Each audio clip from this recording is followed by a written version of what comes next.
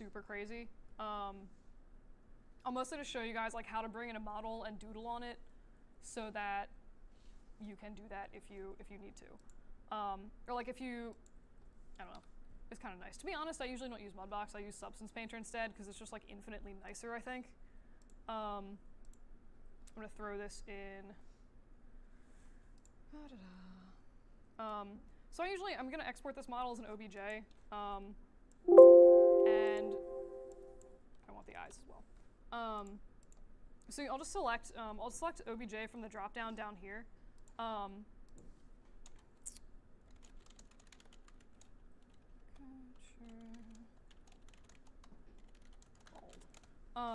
If you ever don't see that option for some reason, or if you're like looking for an FBX option, go to Windows, Settings and Preferences, Plugin Manager.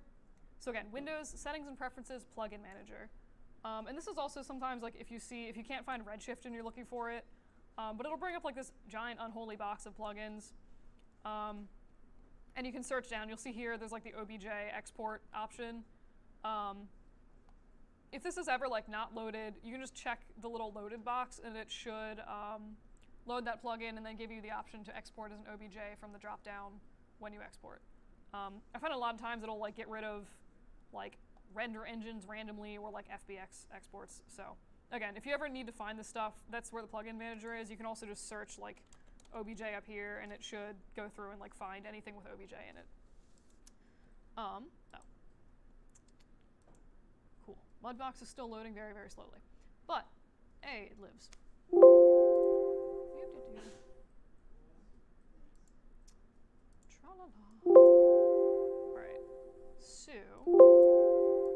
Alright, so when you open Mudbox, it'll usually bring up this like weird little view here, which I can't move the other thing until I do stuff.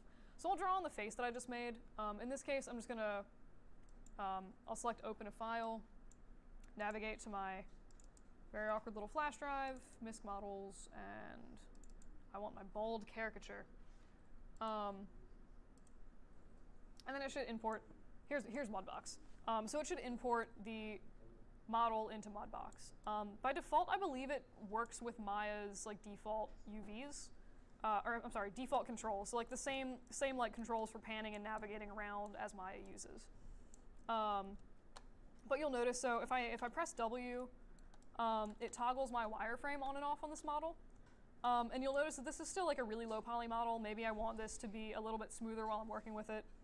So I can add extra subdivisions to this by pressing Shift-D.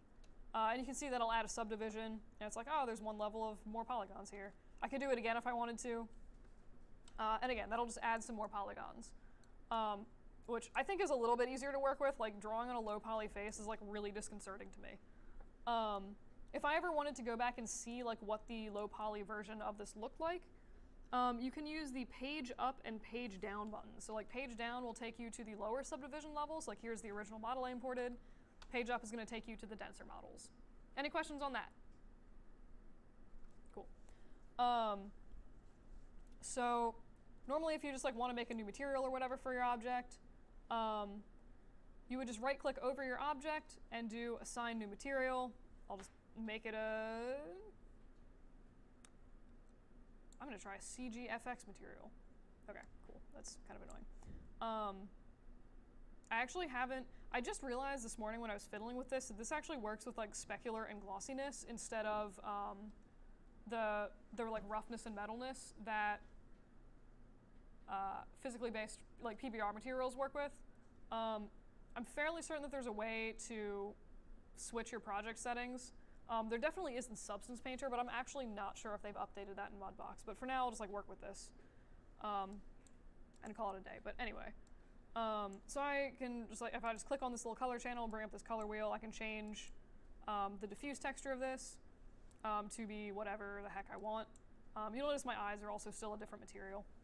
But I'm just gonna say, all right, maybe, I don't know. I'm just gonna like turn it into some weird orangish color. And I'm really bad at making skin tones, guys, like really bad. And I might actually just turn the specular pretty much off. Like if I set this to black, oh God, not like that. Sorry, if I set glossiness to 0, the that should pretty much make it a not shiny model, but it's very awkward. It's also been a really long time since I've worked with specular and glossiness, strictly speaking, so yeah, but anywho. One thing, hang on. Set this to be a mod box. All right, I tried a new material with Modbox because I seem to have more luck with this. Yeah, okay. So if you're using a Modbox material, I've never tried the like CGFX shader before, which is why I was like doing weird stuff. If you set the specular to black, you will then have no specular highlights on this, and it just sort of becomes like a matte face. And I'll just be like, all right, I'm just gonna call that a day, cool. So at that point, oh god, you can totally sculpt on your model in Modbox and export displacement maps. So in this case, I just want to paint on my model. I don't really want to like sculpt on it. So I'll just go on the bottom. There's these like little tabs in this menu down here. Sorry, it's like kind of hard to see. Actually, I can. What if I? Holy crap! I'm trying to like shrink it down so you guys can actually see the options on the bottom. Because I feel like that would benefit you guys to be able to see what I'm doing. All right, so hopefully that's better for you guys. All right, so down here there's this little button for paint tools. If you select paintbrush and you click on your model, you can see it's like trying to add this new paint layer in, and I'll just say maybe this is like my, I'll just call this like color or like diffuse. Cool. And then at that point I'm able to draw all over my model, and you can see I'm painting directly on this. If you look up here in the upper left of the screen, you'll see here's a 3D view, here's the UV view. So this is actually the UVs of the model itself. And I can see, like, as I draw on this model, it's basically like coloring the UVs automatically. So this is actually really nice. Like, I'll draw straight over this ear like this because I cut off the ears for this. And you can see when I did that, it's pretty much like automatically stitching the. It's like automatically seaming the textures, so you don't need to worry about like, oh, is this going to line up correctly when I put this on the model? So it's really, really powerful for coloring and stuff like this, or like doing textures. But in this case, perhaps I don't want like a giant, awkward white blobs on my face. So if you look over here on the right of the screen, you'll see, again, another little color picker. If I click on that, I can select maybe something that I like a little bit more for like a skin tone. I deleted my layer, of course I did. So I could go in and I could just, if I wanted to, like color that skin tone on and be like, oh great, this person 100% looks dead right now. Who wants me to texture a corpse? It's gonna be awesome. Actually do, it's kind of my weird style. But anyway, so I just like, if I wanted to, just color over this whole thing and be like, yay, you're now this weird, very like pale sort of dead skin color. So again, I've been using these menus on the side. So the size is just the size of your brush. I find a lot of times the slider is really sensitive, so I'll just have to like manually enter values. And then strength is basically, it's like opacity. So I'll set this to like a bright green, and I'll set this back to like 1. So if I set this to like 20% opacity, it's going to be a little bit less garish than 100% opacity. You can see like extremely bright green, slightly less bright green. That's just because I modified the strength. So any questions about anything I've done so far for this? All right. If you look, so there are a few little tabs on the right. So here's my object list. This is basically just like all of the cameras in my scene, like the different materials. Here's the different meshes that I have. To be honest, I usually don't use this terribly often. The one you're probably going to want to look at if you're painting this model, or like adding color to it, texture, is this layers tab at the above that. And you'll see there's actually, so like if you go into your sculpt tab, here's like the surfaces or whatever, but again, for now you just want to use paint. I'm actually going to deselect this object. My object was yellow because I was in my object list and I had that selected, and that highlights the entire model yellow. It does make it kind of difficult to paint on, so I just selected a random material and was like, okay, cool. So here's my base color, and again, I might go in, I'll just like say maybe I want to add like a little bit of like something slightly pinkier around the lips, or whatever and make this like kind of realistic-ish looking-ish. I'll just sort of like color that on and be like, awesome, this looks amazing. Ideally, again, you would pay more attention to what you were doing because this is really terrifying. But you can also go in and one thing I, for some reason, I'm very much a fan of doing is adding like weird sort of dark rings under the eyes, because apparently my aesthetic is kind of just like awkward Tim Burton. But if I grab like a sort of blue-purple, maybe do like this, and I turn the opacity down, I'm like, oh, cool, now I have like a very, very like zombie-ish looking person. You can just color on it like that, pretty much do whatever you want.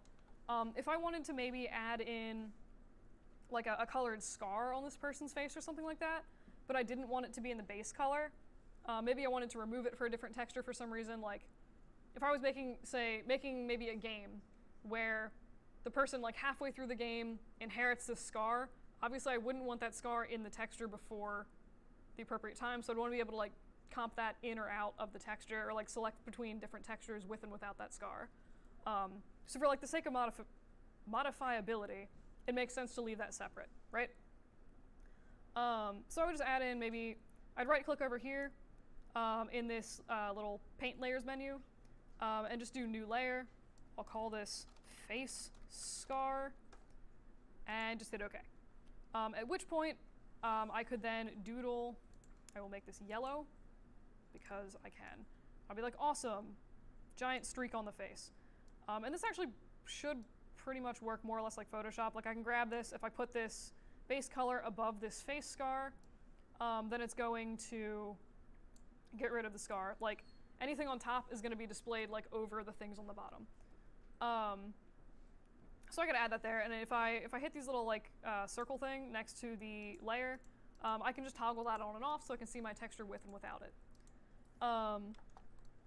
So, I mean, that's pretty much adding basic color. You will also notice that there are some like these little stamps at the bottom here. They do some pretty weird stuff, so I'll add a new layer. Let's call it experiment. So like if I click on this guy, I'll make the size bigger maybe, and I'll just, I don't know, I'll make this bright white because I can. So I can actually draw on like these weird sort of textures onto my model. And you can just like kind of fiddle with whatever until you find like something that you want. But like I find like something like that brush that I was just fiddling with is actually not bad to go in and like add. If you needed like scuff marks on something or just like a little bit of roughness, you could just go in and like, you know, draw in some like gook on something. Another brush that I'm actually quite fond of is like this weird like bristle brush stamp thing, which will just sort of like draw weird stripy patterns all over your stuff. A lot of times I'll use this for like really cheap hair texturing with like bump maps and stuff. I'll just be like, oh my god, like haha, and I'll just scribble all over the model like a crazy person. So any questions about that? Cool. You can also add your own default stamps to Mudbox, but for now I think I'll just show you guys like the basics of sort of like how to use stuff and how to export stuff. So I'm going to turn off this hideous experiment layer that I've made. And then perhaps another thing that I might want to do is like, right now the whole face is a little bit like flat looking. Like there's no real highlights. Like what if I wanted the very poorly painted lips to be shinier? So I could right click in here. Again, just do new layer. I'll call this face gloss. And down here under channel, I want to select, in this case, in Mudbox, I would want to select specular. What the goal is to map this as to basically be like a roughness channel if I were to put this in Maya. So I'll select specular instead of diffuse and just hit OK. And you can see that it makes another tab. So like here's my diffuse. Here's all of the colors that I have in my diffuse tab. It just organizes stuff for you automatically. And it's made this new sort of specular tab here. So one thing I might do for the face is go in. You can see, so specular, again, works on grayscale. So if this is white, it's going to be like have a lot of specular highlights. If it's black, it's not going to have many at all. And because I'm using this sort of like awkward splotchy brush, you can see it does kind of make like a really nice sort of like mottled metal effect on this face. In this case, it's perhaps a little bit aggressive. So I'm just gonna, I'll scale down this brush, and I'll just like maybe color. I'll just sort of like draw a little bit of specular highlights onto the lips like this. And it is like kind of a nice, I mean, this is like, I did this horribly. But it's kind of a nice touch to use like a slightly mottled brush, because like it just makes it a little bit more natural looking. One of the biggest things if you're ever looking at like a CG object and you're like, oh, that's totally a CG object, there's no imperfections in it, there's no like smudges, anything else like that. So using brushes like this really help to kind of like sell the idea that this is like a real object with like real texture, real like bumps and scratches in it, which again, just be like doing like silly little things like that. In this case, I way overshot the mouth, and this is like all shiny up here. So I'm going to turn off my stamp, and then just color back over that with black as a color, because that will basically set the specular to be 0. Any questions on that? All right. Cool. I might go in for grins. I have like a weird thing about making the whole face like ever so slightly shiny, so I might just go through with like a 5% brush or something and just like smack the entire face with it a few times. Because if you look at, I mean, it's like skin isn't totally like not shiny. It is, usually there will be like a little bit of, painting on with black. That explains why it's not doing what I wanted. But like, again, I'll just go over like, this is like a 10% opacity brush, and I'm just hitting it with like ever so slight texture variation, and just sort of like, again, adds maybe a little bit of visual interest, possibly hard to see on the projector, but adds a little bit of visual interest as you like turn the head, which I think is nice. It also probably would have made sense to put that in a different layer so that I could like modify the levels in Photoshop later if I wanted to. The other kind of fun thing that you can do in Mudbox is add bump layers to things manually, which again, I will do a lot of times for like hair if I want like a custom hair texture or something. So again, in this layers menu over here, I'm just gonna right click, do new layer, call this a skin bump, I don't know. And under channel, I'm just going to select bump map. Actually, that looks kind of not horrible. I will, for the sake of demonstration, set this to be an obnoxious value. Oh, nice. If you hover, it actually gives you some like tooltips. It's weird. But you can see now, like if I use this stamp, it'll actually like add in this bump map for me, which theoretically I could actually go in and plug into Maya as a displacement map, which honestly I might try because I'm a little curious. But I could go in and, you know, add a bunch of bumps. It's also kind of a nice way to add like scars to things. Like if I was like, oh cool, this person got mauled by a tiger, like giant face scratch. Like, again, not the most elegant. You can add your own brushes, but you know, you could do that. And then I'll just like, another thing I do usually if I'm texturing faces is just like, whatever. I got tired of trying to find a reasonable thing for that. So I might go back to like 10%, and I'll just like just sort of run over this skin a little bit with like a very subtle bump map, because like skin has texture. I did find that like when I put this into Maya, it didn't register if it was like super light, so I'm making this a little bit more aggressive than anything that looks realistic. It does kind of do fun things, like once you start adding like specular stuff to like the lips and stuff, it'll make like even more variation in the sort of gloss of that. But yeah, so for now we're gonna say that this person looks really appealing and nice, and perhaps the way that we want them, or something. So any questions about anything I've done so far with this? Okay. If I wanted to export these meshes, I was for some reason happy with this. You just go up to File. If you want to export all of them, oh yeah, I forgot you can actually also send this directly into Maya, but what the heck?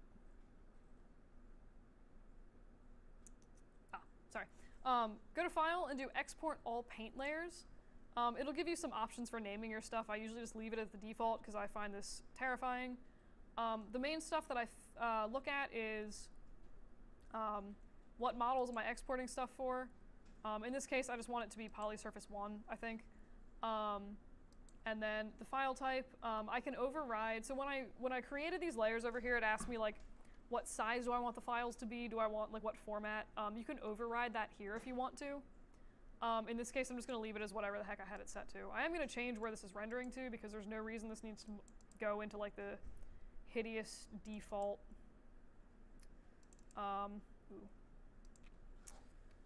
Face texture. Cool. So I'll just like make a new folder for it. If you select merge channels here, and this is like the other thing I'll pay attention to. I usually don't merge the channels. I prefer to do it manually in Photoshop. But if you select this, it's going to add face color or face scar and the base color of the face into one file.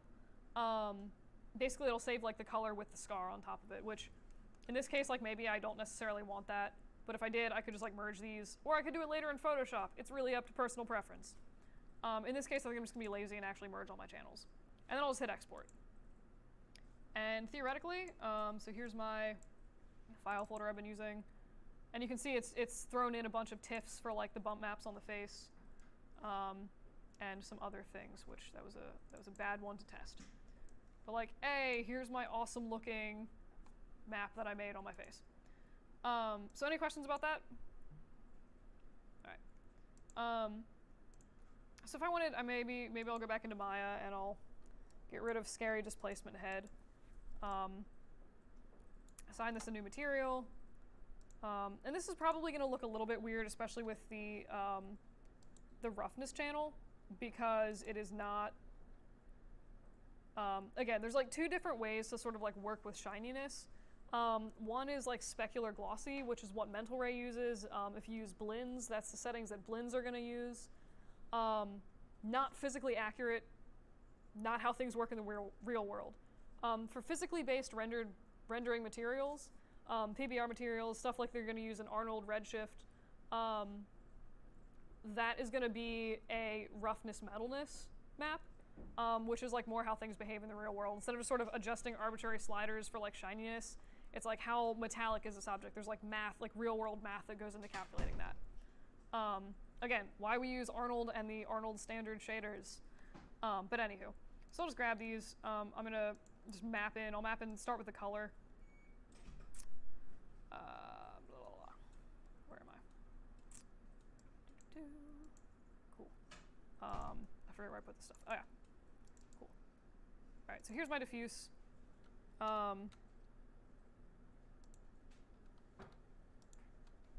Where did I just put that? Weird. I think it doesn't like rendering TIFFs. That might be the thing.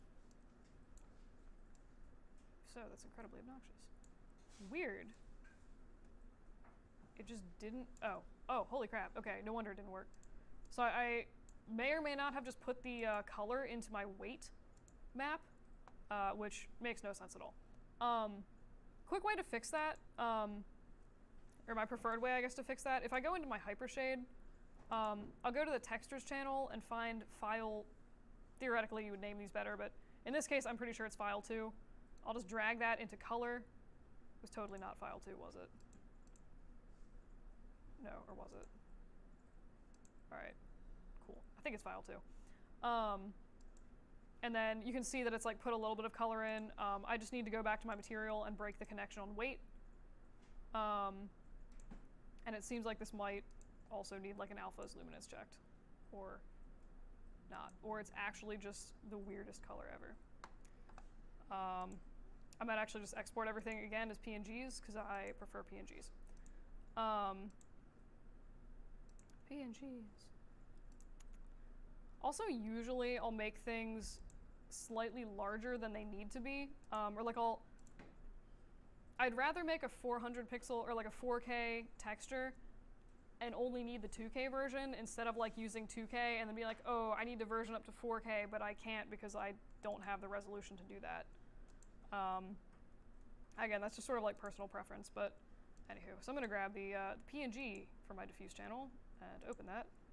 It's also entirely possible that this is just like my lighting being hideous. Or it's because I have in the luminance channel of my renderer. Cough. Alright, so that issue was just me being stupid. Again, if you ever see like weird channels you're not expecting, this little button up here will toggle between like your different red, green, blue channels, your alpha, luminance, and the normal color, which is like what I was expecting and wanting and hoping would show up.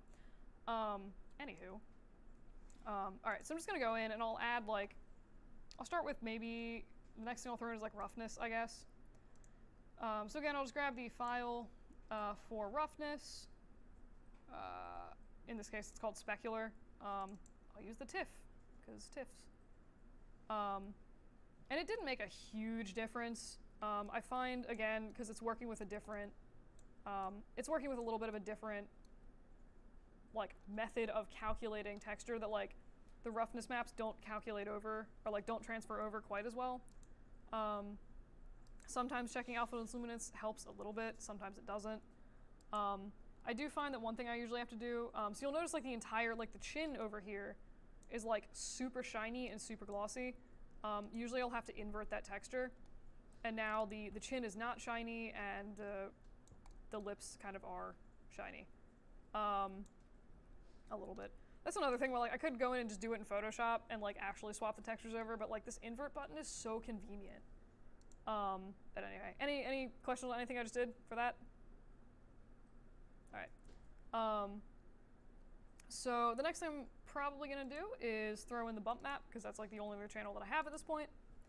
So I'll go up, find my file. Huzzah, bump map TIFF. I have absolutely, oh, that looks fantastic. Holy crap, it looks awful. So this is actually a great example of like, viewport render does not look anything like actual render. But you can see like if I go in, there's like this really aggressive scratch marks that like not so subtle skin texture I added. It seems like the bump maps actually transfer a lot better if you use TIFFs. Earlier when I was fiddling with this, I used PNGs and it like didn't show up unless I put it to like a really aggressive texture. So I do find if you are going for accuracy, probably use like a TIFF or like a, not an EXR, that's excessive, but like I think TIFFs are usually good. They capture a little bit more color data than PNGs. So if you do need the subtlety for like a bump map or something like that, like not a bad idea to actually use a TIFF. In this case, it looks ridiculous, so I'm just gonna put this down to maybe like 0.03. Okay, I actually meant to do 0.3. But you can see it's like just, it's not like really, it's not like too crazy, but it does like kind of add a little bit of texture into that skin there. Still might be kind of hard to see on the render, but yeah. So, I mean, that's pretty much adding in the textures from Mudbox. So any questions on that? All right. The other thing I'm actually going to try really quick, because I'm literally just curious, can I put that bump map into a displacement map? And if I can, what the heck is going to happen? Because again, I've never actually tried doing that explicitly. So again, so I'm in my shader, my like AI standard surface 3, skin text, which I will actually label like a real person. I'm just going to click on this little box here, square box, right arrow, click on that, and then here's where I can map in the displacement map. So I'm just going to grab the, I will grab the bump map once more. I'll do the TIFF. Holy crap. And it does! Oh, that's exciting. Okay, I had a feeling that would work. There's no reason it shouldn't. They both operate off grayscale images. But you can absolutely, if you generate like a bump map in Mudbox, totally can put that in as a displacement map. This looks ridiculous, but you can do it. But yeah, so are we still clear on like how to apply a displacement map? Difference between displacement and bump? Any other questions about anything? All right. In that case, let me just really quick check. Cool. All right. So in that case, I pretty much got through all the stuff that I wanted to get through. Are there any final questions about anything? Mudbox displacement modeling, anything like that, or assignments? All right, in that case, you are free to wander off / it is now open lab time.